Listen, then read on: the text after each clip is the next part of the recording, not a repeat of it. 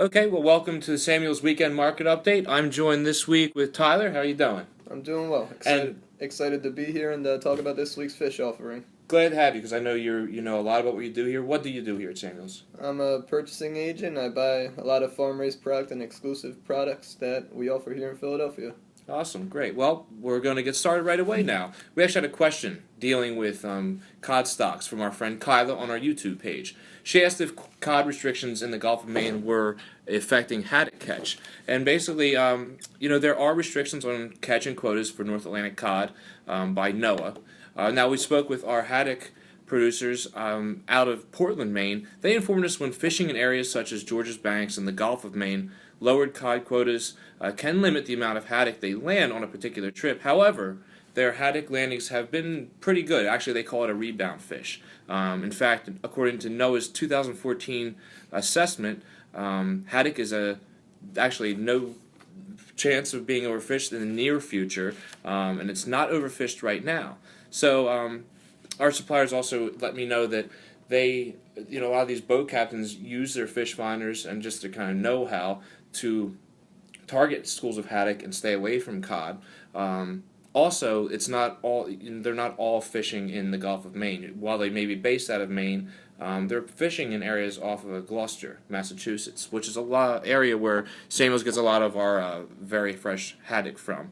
So, Kyla, thank you very much for your question. It was a great question for any fishmonger, but so maybe cod stocks are affecting how much they land in a particular trip. However, haddock landings are looking good. So I know you deal a lot with all the fish in the warehouse. What do you think about the haddock that we bring in? And I think the question is a good question to ask at times throughout the season. NOAA does a good job regulating the fishery and keeping the fish in certain areas of the waters, and it allows them to reproduce and keep the fish fresh and tasty for everyone's menus out there. Yeah, our producer said everyone does their job up there in the North Atlantic to keep everything healthy and stocks available. So we can move on. If you love the best shrimp on the market, your time is now for Paradise Shrimp. Samuel's just got our first shipment of 1620, 2630, and 3135 premium golds.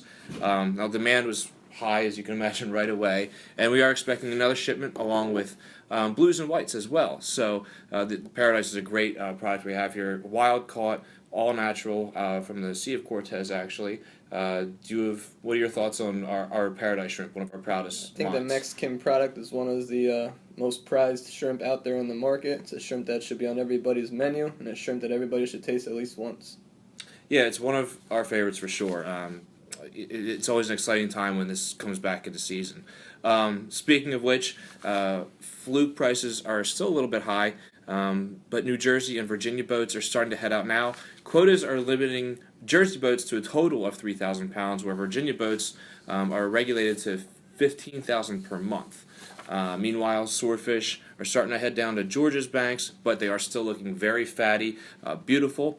Have you seen the swordfish coming in lately? Now is a perfect time of the year to start buying swordfish coming out of certified fisheries. Fish is very, very fresh, bright bloodline in it. Stay tuned to possibly see some pumpkin swordfish to go along with your Halloween weekend. That is true. It's Halloween, so hopefully the pumpkin swordfish will be coming in. There's a closed West Coast halibut season.